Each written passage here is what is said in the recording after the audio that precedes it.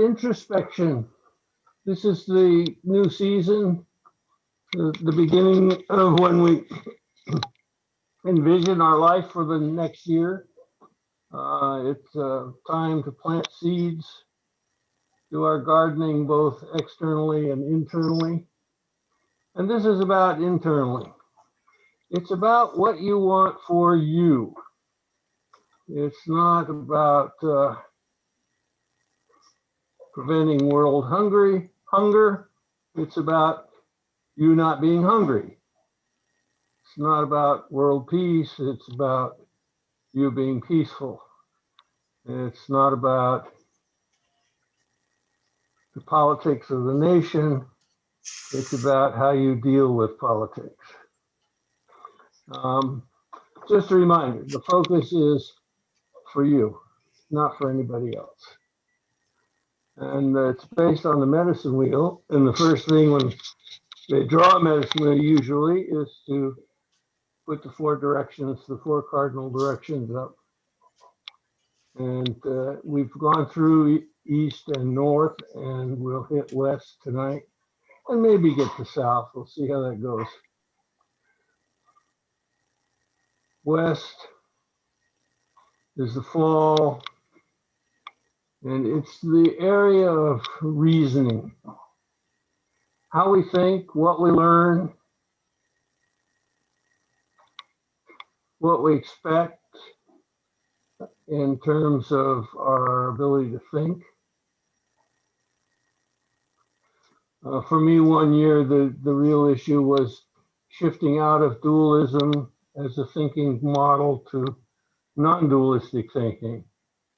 And took a lot of work. So if you have some learning objective, some content area you want to master, or some physical item you want to answer, that's what the West stands for.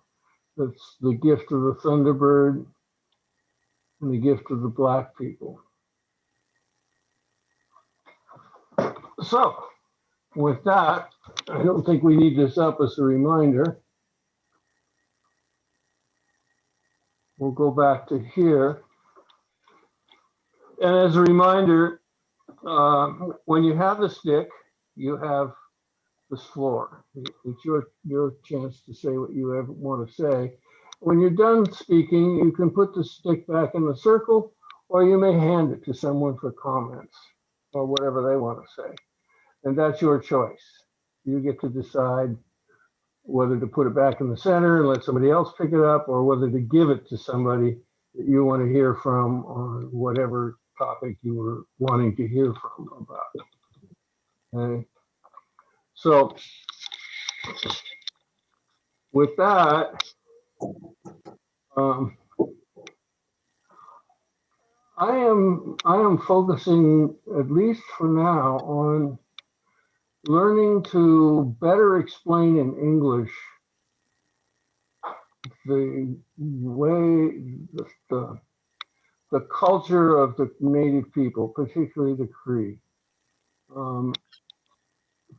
It really started with working with Meenakshi and having really a difficult time explaining the emotional reaction, or not reaction, the emotional life of Native people. And we were dealing specifically with prayer ties. And we had a large group of people there, women, and I think there was one guy. And I had them begin to try and think of the print, the colored cloth, as sister print. And although that has the implications that are right, it doesn't have the emotional sense of it. You don't get that feeling of how people are related to the external world. And I'm finding this book, Braiding Sweetgrass, written by a Native woman who's got a foot in both camps, exquisite in her ability to do that. And so I am studying how to go about doing that. And it's not simple. It's not simple. And one of the places she's studying to learn her own language. She never learned it as a child, and so she's taking lessons from the elders. They only have 9 elders left that speak her language, and so there are a number of people trying to learn to speak it. And she got through the nouns pretty easily, and then she got to the verbs. Well, that really confused her because everything she thought of as a noun was a verb in her language. And she gave a couple of examples. She said, for example, in English, we can look at a body of water and say that's a bay. That's Monterey Bay. That's San Francisco Bay. In my language, it's water learning to be a bay.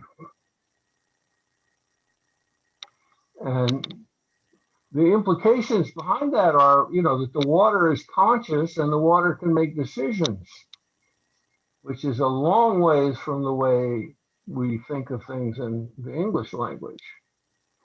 And when they talk about all my relations, they're saying, among many other things, that the water is their relative, a conscious entity. And it can choose to be many things. It can choose to be rain. It can choose to be lakes. It can choose to be, and it talks about water in that fashion. But it also talks about the color red, which I thought was interesting. The color is learning to be red.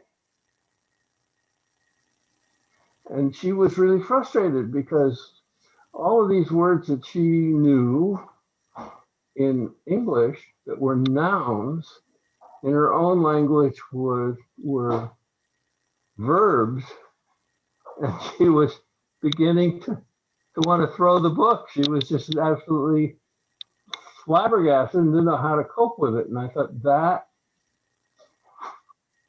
is a familiar experience. How do you share this kind of thinking with people who speak a completely different language that does not perceive any of this stuff? And she does a wonderful job of it. So that's my primary intellectual goal. What I want to learn this year is how to write in a way that shares the incredible vision of the way Native people perceive the world. She was talking in another place, and she was going to pick leeks. It was early spring. The leeks were up in the Northeast, and she asked permission of the leeks, and she offered tobacco, and she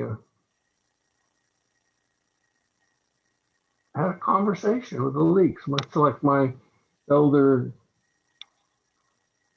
had a conversation with Grandmother Moose. And then she picked the leeks. So anyway, that's the kind of stuff that I would really like to be able to translate into English in a way that catches the warm fuzzies and the strength of the emotional relationship. And with that, I will put the stick in the circle.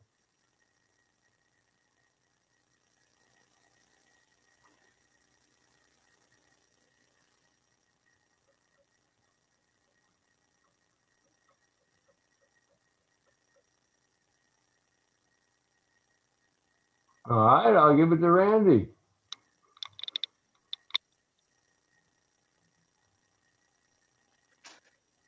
Intellectually, what do I want to learn?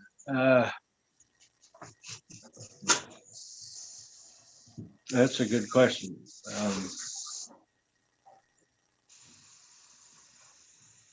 It's also, what do you want to believe or not believe?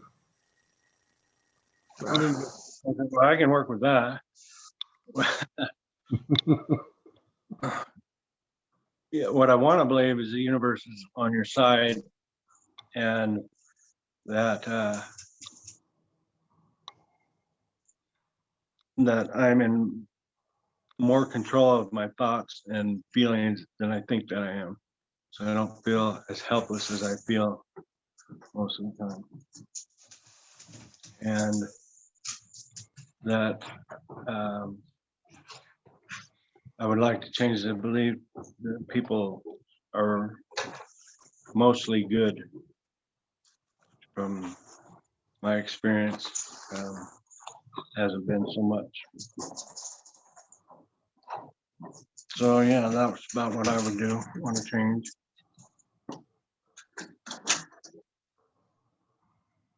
That also has some a vision relating to the emotional side too. Being helpless is a very emotional place,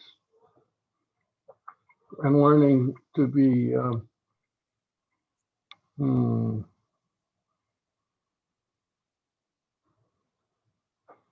competent or capable as opposed to helpless, I guess would be the opposite. So I have to think about that. Anyway, I wanted to point out you covered. It's very hard. This when you do this, you notice that we have all four of these characteristics in the medicine wheel, and we're trying to slice them out. And it's not easy because we are integrated human beings, and it does help if we sort them out, but it requires cutting them apart, and they aren't really cut apart.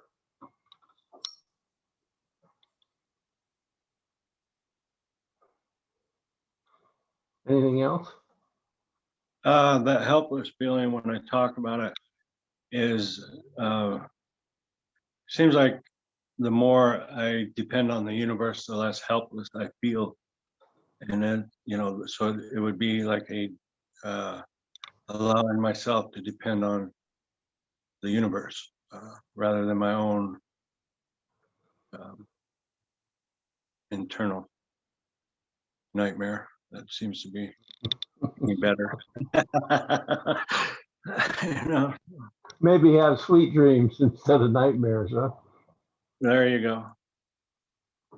I have some good moments though, so I can't complain.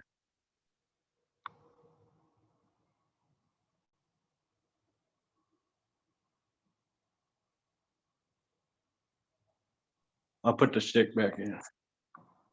Okay.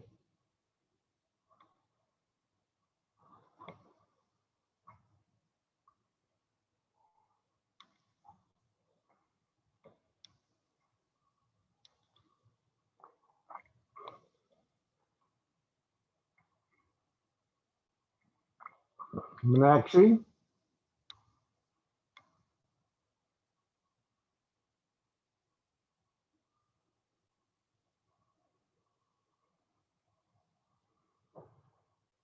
She must have checked out, going somewhere.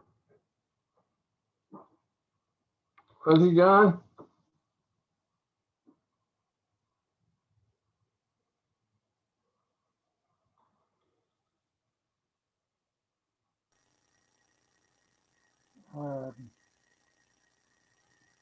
It seems to me that for the last 20 or 25 years, I have been increasingly involved in something like what you described. I don't have, and by the way, I should include, I feel a little bit out of my depth because I don't know much about Cree at all.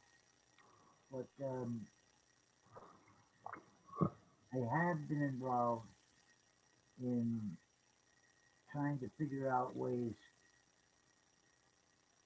to express things that I'm impressed with, or that I discover, or that that I you've seen me in other meetings. I'm inclined to think that the language that I was raised with uh, I mean, it has a purpose. It has, it's designed to do something, but it's not designed to do this. The business of discovering that what you thought were nouns are better understood as processes or verbs, uh, is something like the problem that I run into. It's like I become a kind of solitary guy, and in those 25 years, some of the most difficult things that I can remember in this life. There may have been more difficult things, but I don't remember them very well. And in the course of events, trying to, first of all, trying to avoid finding myself launched into trying to explain something in a way that can't work. I spent a certain amount of energy in the first place trying to avoid those because the place that I was at was bad enough. God forbid the people around me are starting to give me the hairy eyeball. Um,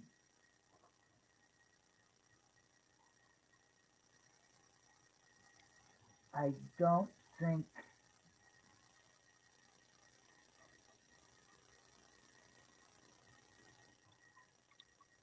these words that are popular float up because people have one way or the other an experience that they want to account for, and and but as it was well put to me as a freshman in high school, Miss Nancy Trafari uh, points out an abstraction is something that you can't point at. Now, in the area that we're at here, it doesn't keep it from being real,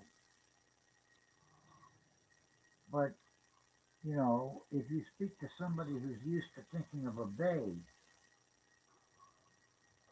and you try to talk to them about that this water, right, my impulse is in this process, uh, that that in as much as you can't exactly point at the process, uh, they're going to go, eh? Yes. I mean, I'm sure you've had experience with people doing that, but Well, we have a whole cultural experience where the colonies looked at the Indians and said, savages, because they didn't get it at all. well, the point is that, yeah, I mean, I think so. But from the colonists' point of view, the language was constructed to put these people in a place where it was all right to treat them a certain kind of way. I mean, Exactly. the whole thing turns out to be jurispolitical. Uh, and at that level, the only important thing is that they didn't get it. Which raises the question, how many changes do you have to go through in order to get it? You've had the luck or the presence or the whatever, you know, to have been among people holding this view of the world, which is much more telling than Merriam-Webster is ever going to get. Uh, it doesn't guarantee that your project will succeed, but at least you have your own vision of you know what I here I'm all jumbled up. I'm supposed to be talking about, well, I am talking about myself. I'm using you as an example because I am something experienced in trying to figure out a way to get across that um what does it say? You talk to farmers about farming, you talk to Mhm. fishermen about fishing, you know, and but it means that you've gotten deep enough into it that you understand farming, you understand fishing, uh, you understand bays, and Yep. I am currently feeling, you know, really kind of overwhelmed with this. indeed with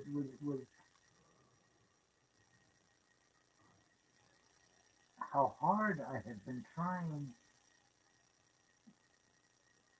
to rescue these wonderful pieces that have come to me in my life, and you know, along with that, the feeling that, well, you're kind of on the wrong track doing that, but I still don't know how to do better. And then I get to this part of the conversation where I say it goes off in six directions. I don't know how to do that in this language or in any other, but it is part of my experience. Yes. There's another part, another um, piece of this book, Braiding Sweetgrass, that might relate to this. Um, the author and I think a student. Now she's a botanist. She has a doctorate in botany. Um, she and a student are in the forest looking for plants, and she noted that the young man with her knew the names of lots of the plants. And she mentioned that. She said, "You know the names of lots of plants." And he said, "Yes, I know their names, but I do not know their songs." And then she went on to say, from her people's point of view, you don't know something until you know it cognitively, spiritually, emotionally, and physically. And The when songs you, are not in Merriam-Webster. yeah, exactly, they're not. And those are the things you need to hear the song or to understand the song. And I thought that was telling because English is really good at naming things. It really is. Um, but we aren't taught the songs. We aren't even taught there is a song because those nouns are its. They're objects. They do not have a spiritual existence in our perception. And therefore, they become objects which we are free to use or not use as we damn well please. They certainly aren't treated like my relative. I certainly don't know any white people who would ask permission of the leaks before they picked any. No. Um, so yeah, I don't. I'm not sure how one goes about learning the songs. I suspect it's a lot of spending time with whatever it is you want to learn the song of. Um, but I picked up the stick. I'll put it back. We'll give it back to you, John. I don't know that you were finished. No, I came to an ellipsis. I don't know if I'm finished, but I ran out of things to say. That'll do. I put the stick back if that's what it is. Okay. Owen, you got the stick.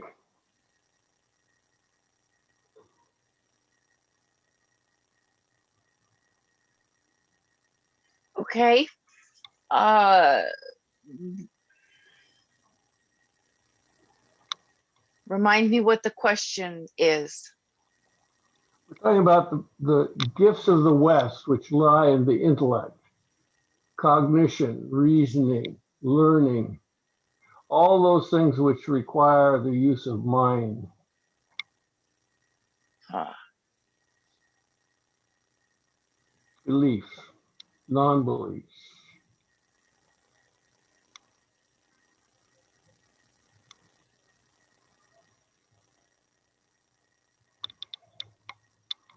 Okay, and I'm supposed to answer as to what I want or choose for the year.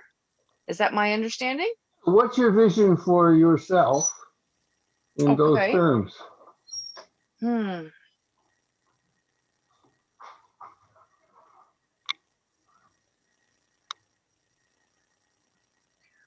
Well, it seems that I'm on this path of creating a golden sanctuary. So I would say there's a lot of intellect involved in that, a lot of learning. I've been learning to write very simple grants. I've been learning to I know create a one new thing you, board.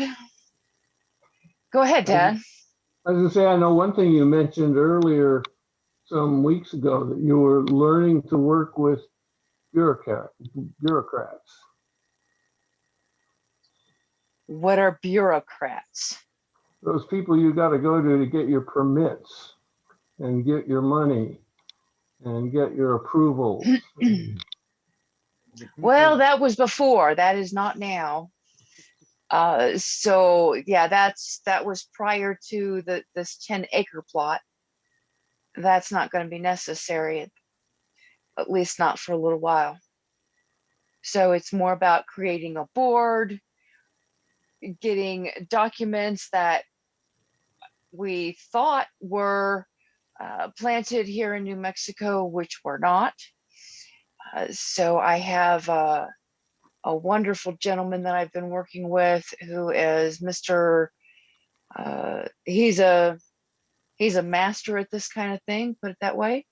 So it's wonderful to be working alongside him and being stepped through some different processes.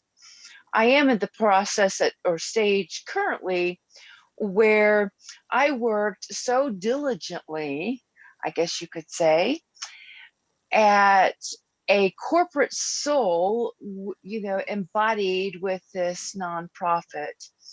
And it seems now that for this Golden Sanctuary project and what's taking place, the two need to be separated.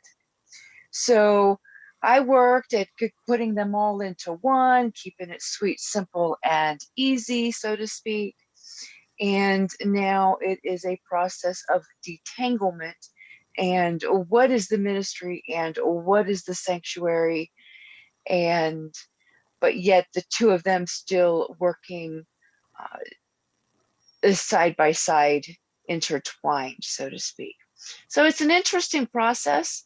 And I guess that's kind of what's on my plate for this year, I could say, intellectually speaking. sounds like And I'll trying to, toss the stick back in.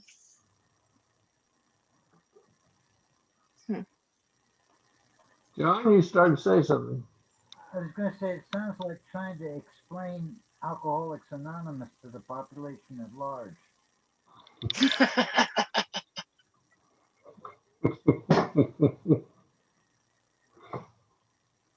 Meenakshi, are you back?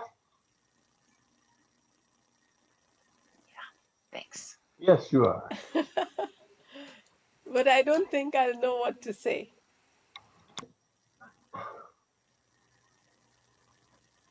I do know that it's very difficult for most people to separate out these pieces of ourselves, these aspects of ourselves, like our intellect and our heart and um, our physical actions and behavior, because for most of us, we're pretty well integrated in all of this stuff, and one thread ties into another. They're not single things, which a native would understand quite well. They would say, that's your song. They might not know what it is, but that integration of those four things would represent your song. And yet it's very difficult to make, if you believe in an idea of progress of some kind, personal progress, personal development, spiritual development, intellectual development, emotional development, then you really need to look at those things separately to see what it is you desire. And those are not common ways of looking at ourselves. So I get why it's hard to know what to say. Nonetheless, I think there's value in sitting there and saying, well, what the hell do I really want? to believe this year? Am I satisfied with what I believe, or am I still looking for something else? What do I want to teach this year? That's also an intellectual activity. Just do what I did last year, or is there something else I want to do with this? I mean, those are the kinds of questions, like, and then you get into, okay, is anything stopping me from doing that? I say I'd like to do it, but I'm not. Well, what's going on there? Those are the kinds of questions that deal with intellect. I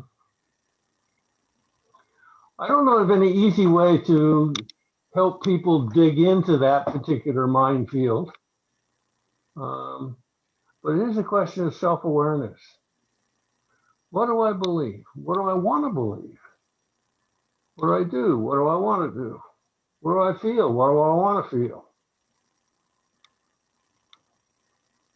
Well, then I'll put the stick back and give it back to you. See if that triggered anything. See if It I did. may- I can pick it up Okay. because you said, what do you want to believe?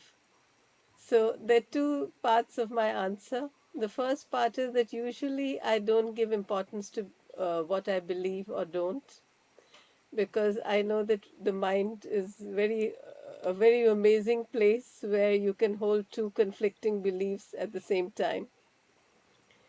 But recently I realized that it is important to know.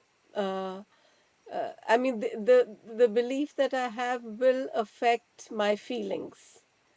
So, for example, if and also my actions.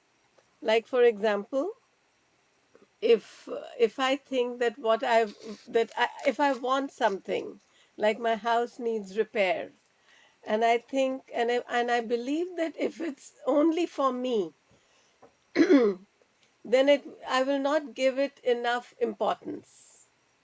But if I feel that it's something that helps other people, and I believe it, then I will give it importance, and I'll use all my actions, because otherwise, because I believe about myself, and I feel and I sense about myself that I'm here to help people, let's say, or to help the world, knowing very well that the world, I'm a part of it. So if I help another, I help myself. It's the dualistic and the non-dualistic you were talking about earlier. So only when I believe that what I'm doing is not just for a small cause, but for a larger cause, do I give it the full attention that it deserves, and of my actions and my feelings and my intentions. And I put the stick back. Hey, yeah, that makes a lot of sense. Particularly for people whose divine path involves service. Then that really makes a lot of sense. I think that's more common among women than men, but there's certainly a lot of people who place service as very high priority in their life. Service to other people. Yeah. Well, Teresa.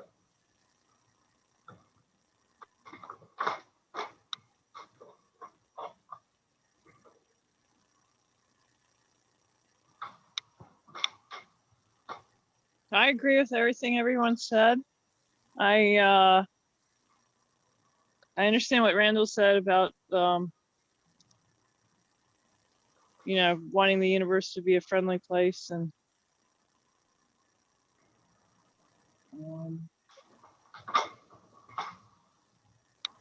I feel I'm not trying to figure if I'm getting off topic, but if you I don't know, I keep trying to find, I guess what Kasitawa has said, I'm tongue-tied, aren't I? Yeah, I agree with you totally.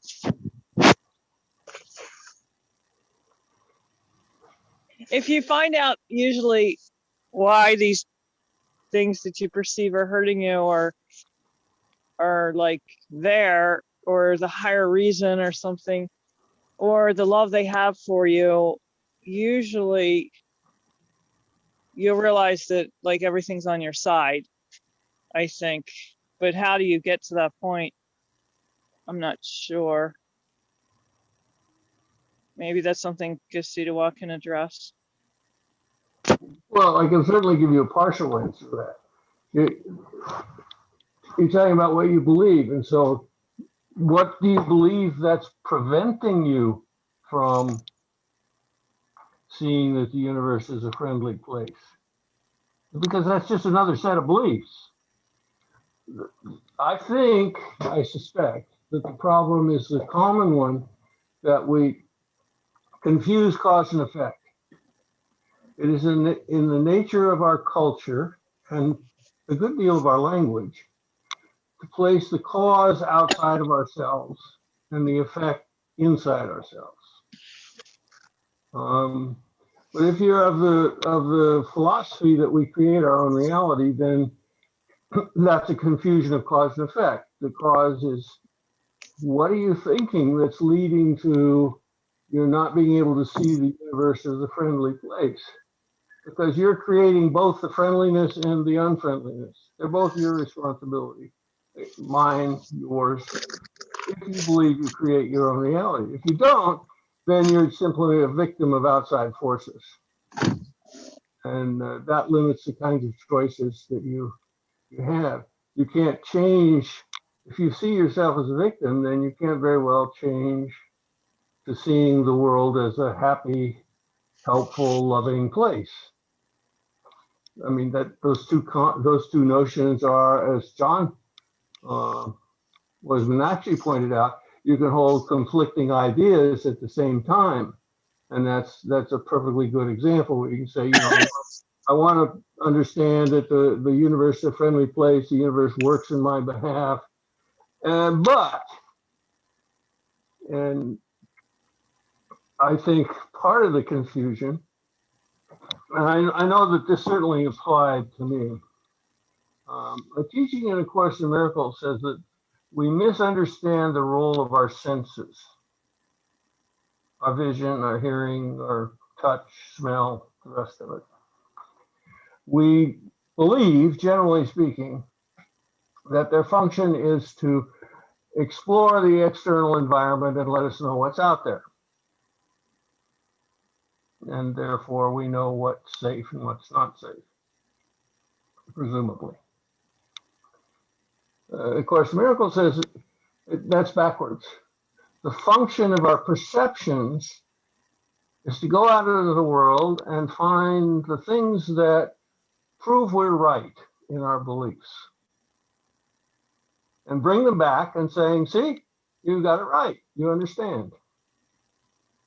Which is why I think when you try to talk with somebody who's, let's say they're political opposites, and you don't understand why they can't see anything, why they can't be reasoned with, why logic doesn't work, why, there's all that stuff.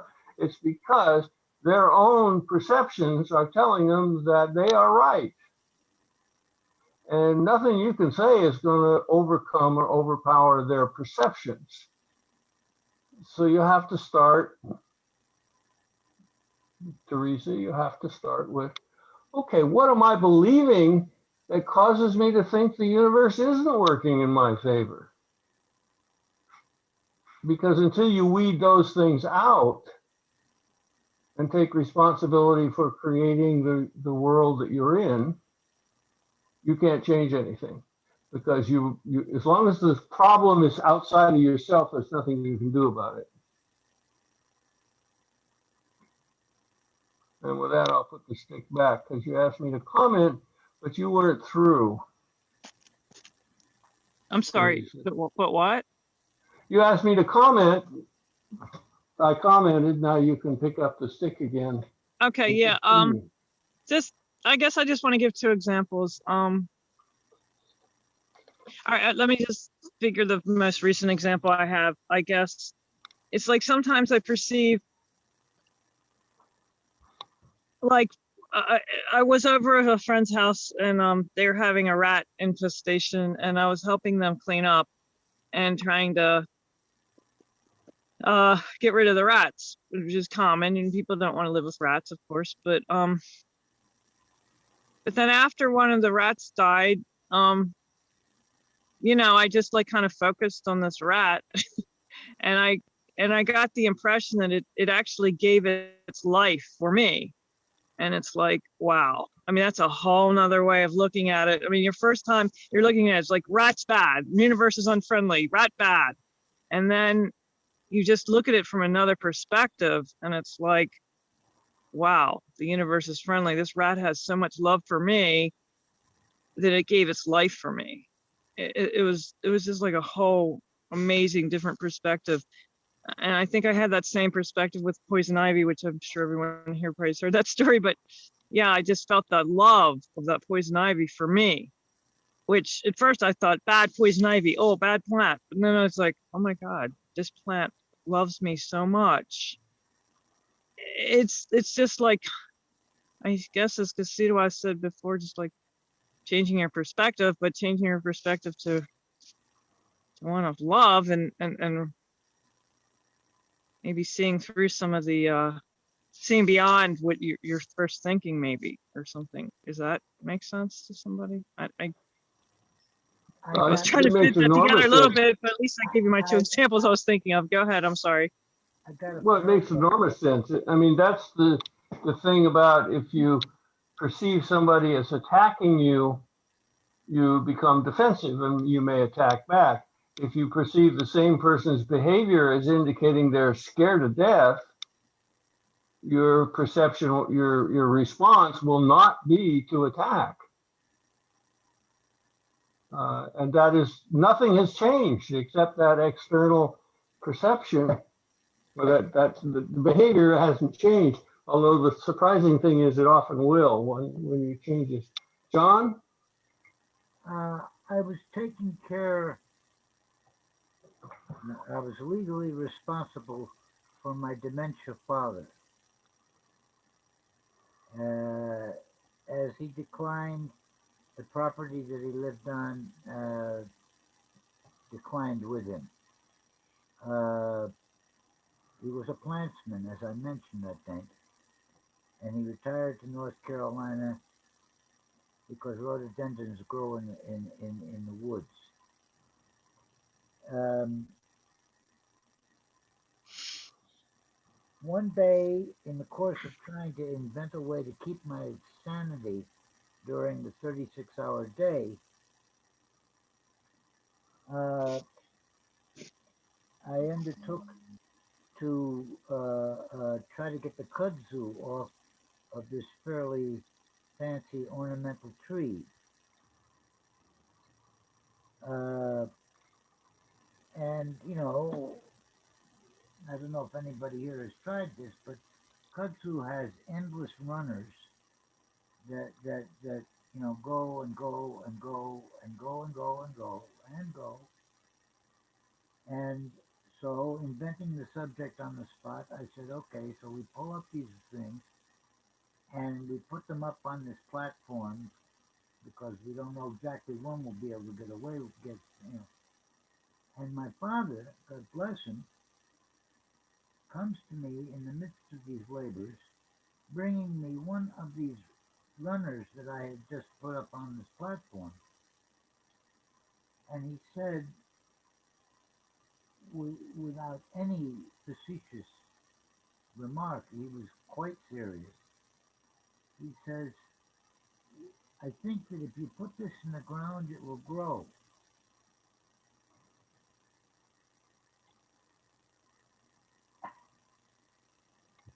And I said to him, Fred, if you do anything but put this in the middle of a large parking lot and burn it, it will grow.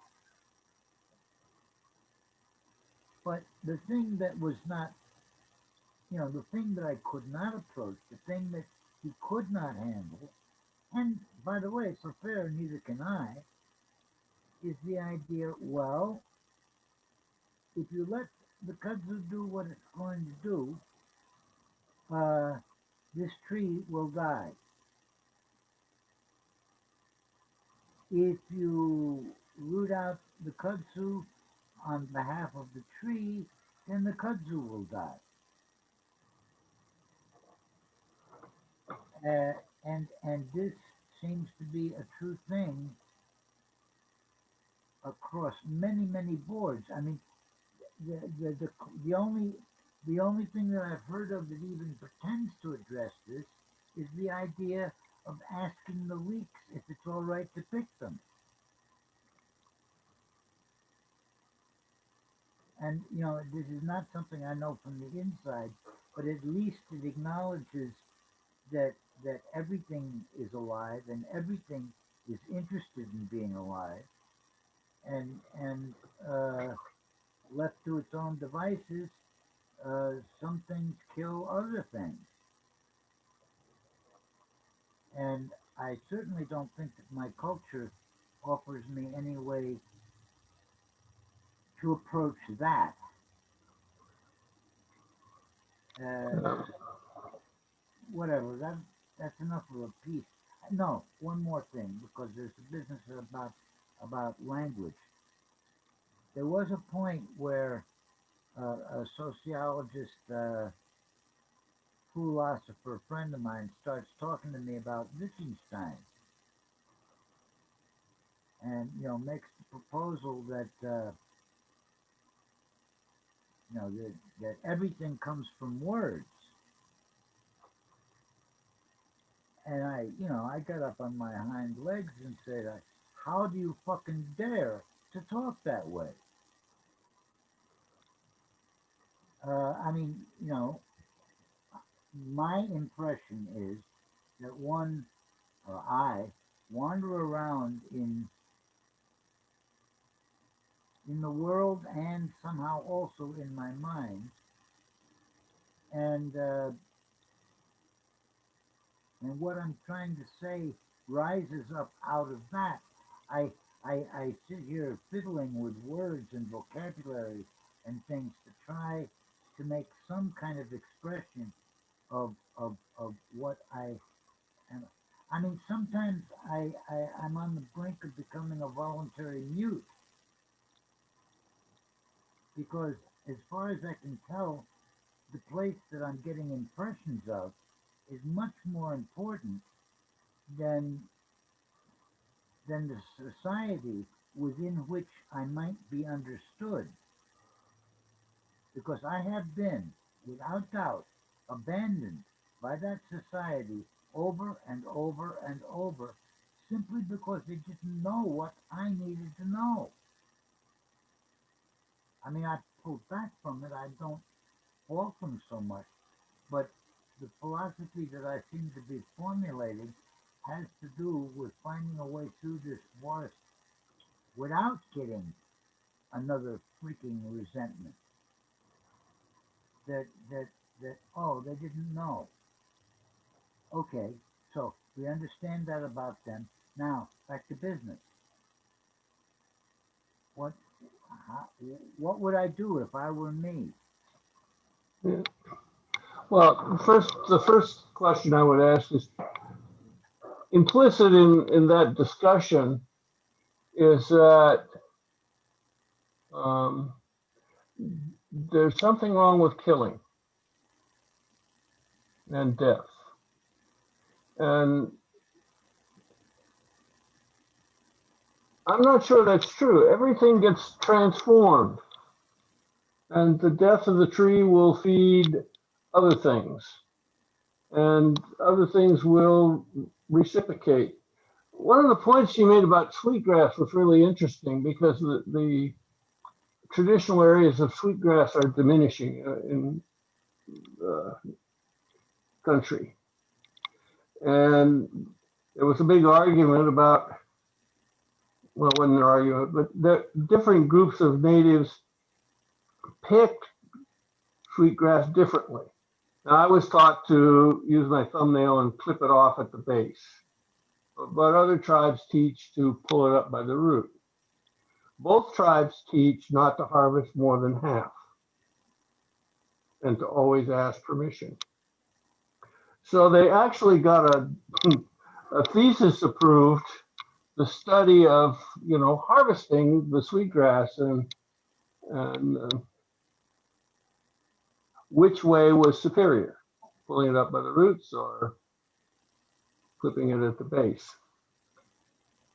And the student actually went through and put little tags on every sweetgrass patch, and he went to places where sweetgrass was abundant and places where it wasn't abundant and all of that stuff.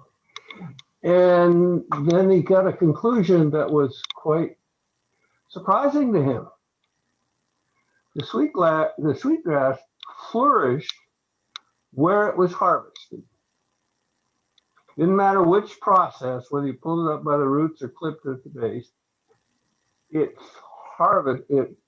thrived where it was harvested, assuming you don't take more than 50% of the plant, the patch. And the places that it was withering were the places where it wasn't harvested.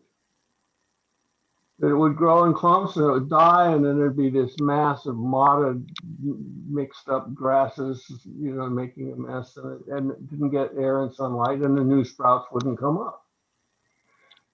And apparently, like corn,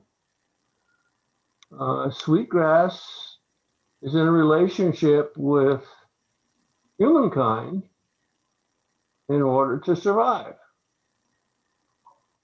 Not that humankind understood that, but nonetheless, that was the reality.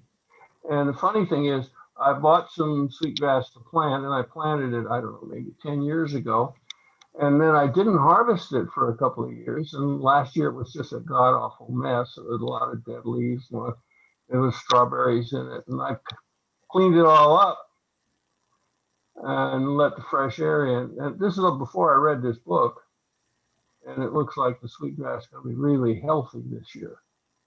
And I know now that if I'm going to grow sweetgrass and be in relationship with it, I have to harvest it. I have to pay attention to it. And this is very similar to the Cree notion that you don't own things. And in Cree, if you have something that we would say is mine, or I own this, their word for it says, this is given to you to take care of. And their assumption in the not only implicit, but explicitly with that, is if you don't take care of it, it will go away from you. It will leave you if you don't take care of it. Because you've given up your relationship. You're not doing your fair share of the relationship with whatever it is. And they have that attitude about coats. They'll say, missing a coat. And the response is, somebody must have needed it more than I did. Or I guess I wasn't taking proper care of it. Now, given your dad's state of mind, he probably had not tended to the ornamental tree in a way that was appropriate for keeping it healthy, which is understandable. I'm not saying that's a bad thing. I'm just saying that he couldn't do that anymore, and nobody else picked it up. And so the tree and the kudzu came to an agreement that this was a place for kudzu. Much like the rat said, yeah, Teresa, I'll give up for you. Now, that's not a typical explanation, but that would be a very native explanation of what was going on. I think that in a broader sense, my father's approach to the world, in some sense, included the idea that, everything. We used to put out dog food for one of the most enormous raccoons that I ever saw. I mean, This coon was at least 40 pounds. He was a guy who, driving up from town up to the lake in Saluda, driving his big fat Cadillac, and in the middle of the road, he would see a turtle making its way across the road. He would stop his car, and to hell with whoever was behind him, he would get out and he would put the turtle on the side of the road. We do that too. Perhaps admonish him not to come back, but that this was his. I think that this is deep stuff with him. I think it had to do with his interest in plants. I think that I came down to visit one year. I'd mentioned he was into all kinds of. On the kitchen, on the dining room table, there were 6 bowls. In the 6 bowls, there were seeds. Now, I was to find out later that these seeds were all of the same genus, but different species. And the shape of the seed is one of the ways that you can identify the particular plant. He was memorizing the fucking seeds. Every time he walked by, he would handle them. But this when he was still in his powers more. I mean, it was like he wasn't able to do that stuff later on. If he were in a native community, he would be considered to have plant medicine and honored for that. Well, I think there's no question. When we lived in Forest Hills in Long Island, in the backyard, he was planting his seedlings. I mean, he apparently was always interested in this kind of stuff. If I hadn't had such a resentment with him, I'd have probably learned a lot more useful things.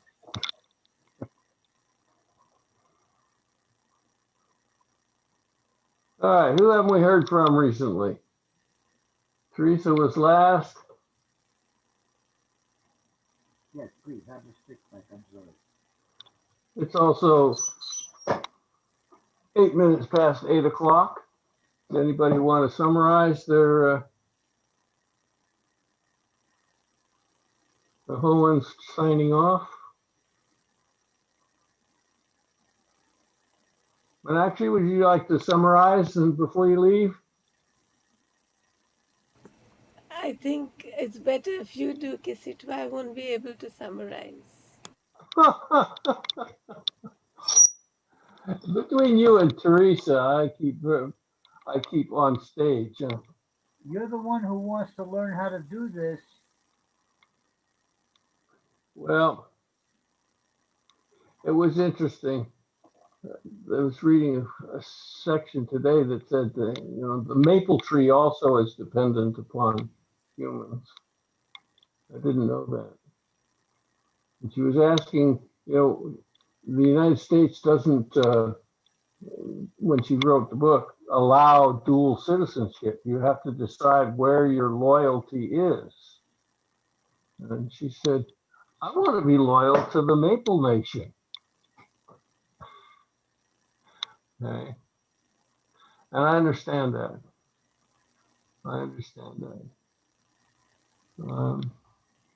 The key from a native point of view about all of this is that we aren't the only ones who make decisions. We aren't the only ones with consciousness. And all life has its own form of consciousness and its own form of communication.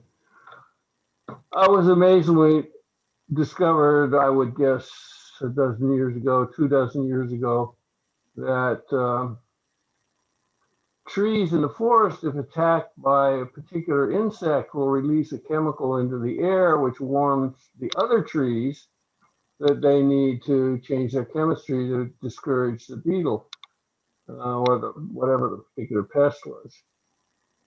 And then in the last year or two, we've learned that trees are also communicating through the fungus that is attached to the root system of the trees, and they communicate that way and deal with issues like water and some other things. And I recall 50 years ago, somebody running experiments playing music in a greenhouse to see how the plants responded, and discovered that plants thrived under classical music and did not do as well under rock and roll. I thought that was kind of an interesting one. And then they began doing things like approaching the plant with a knife, saying they were going to cut it, and seeing, they were reading, they had electrodes on the leaves, seeing what the change was. And the plants were responding to that electrically, and they could record it. So I think we need a change of consciousness. We need a change in the way we think, simply to help the world survive.